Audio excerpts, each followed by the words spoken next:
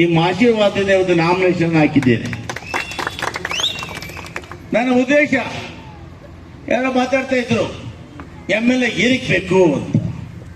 ನಿಜ, ನಿಮಗೆ ನಿಮ್ಮ MLA ಬೇಕು, ನಿಮ್ಮ ಮಗನಿಗೆ APMC ಅಧ್ಯಕ್ಷರು ಬೇಕು, ಇನ್ನೊಬ್ಬ ನಿಮ್ಗೆ ZP ಬೇಕು, ಇನ್ನೊಬ್ಬನ ಪಂಚಾಯಿತಿ ಬೇಕು, ಇನ್ನೊಬ್ಬ ಚಿಕ್ಕಪ್ಪನಿಗೆ ಪಂಚಾಯಿತಿ ಬೇಕು. ನಾನು ನನ್ನ ಮಕ್ಕಳನ್ನ ರಾಜಕೀಯ ತಂದಿಲ್ಲ, ತರೋದು ಇಲ್ಲ. ನಾನು ಹೋಗ್ತಾ ಇರಲಿಲ್ಲ. ಇವರು ಸ್ಪಷ್ಟಪಡಿಸ್ತೇನೆ, ಅಲ್ಲಿ ಏನು ಇವತ್ತು ಹೆಣ್ಣು ಮಕ್ಕಳು ನೀವು ಹಾಲು ಕರಿತೀರಿ, ನಿಮಗೆ ಮೋಸ ಆಗ್ತಾ ಇದೆ.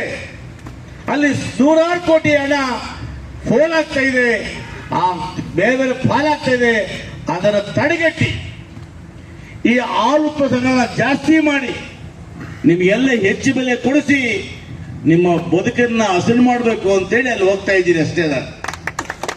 ಅವನು ಯಾರೋ ಇದ್ದಾನೆ ಕೆಲ್ಸಕ್ಕೆ ಬಂದವನು, ಅಲ್ಲಿ ಬೆಂಕಿ ಹಚ್ಚೋದು ಹೋಗ್ತಾನೆ ಬರ್ತಾನೆ, ಆ ಕೆಲ್ಸಕ್ಕೆ ಬಂದವನು ಎಸ್ಸೇನು ಏನೋ ಹಾಲು ಕದಿಯಕ್ಕೆ ಹೋಗ್ತದೇನೆ ಅಂತ.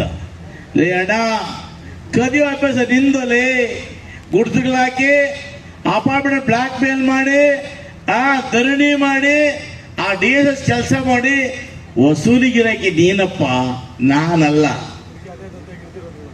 ಎಸ್ಸನಿಗೆ ಇವತ್ತು ಹಾಲು ಮೊಸರು ಕತ್ತಿನ್ನು ಅಂತ ಕರ್ಮ ಇಲ್ಲ. ಇದೇನಮ್ಮ,